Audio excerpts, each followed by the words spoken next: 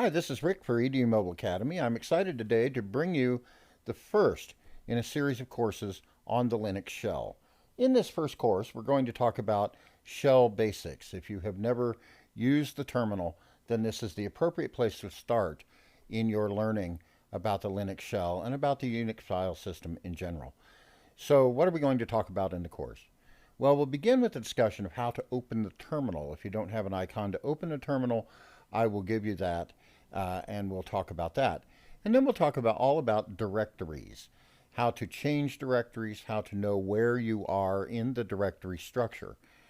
Along with that, we'll talk about listing out the contents of a directory, listing files, and so that you can see where you are and what is in any particular directory that you want to peek into. We'll talk about permissions on those files, as well as not only how to understand them, but how to set them in a particular way if you control access to that file. Making and removing directories is very important as you're working with the Linux file system, Unix file system in general.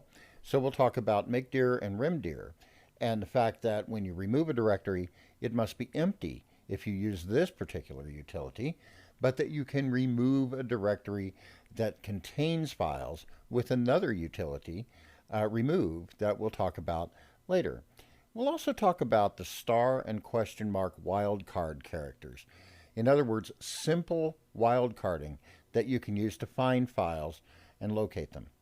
We'll talk about file operations such as copying files from one place to another, removing files, and also moving files, which also allows you to rename files. We'll then talk about redirection at the command prompt, where you can send the output of a command to a file, or take input from a file, or pipe an output from one executable to another. So that wraps up what we're going to talk about in this course, and then in the future we'll explore further topics on the Linux shell. I hope you join me. Thank you very much.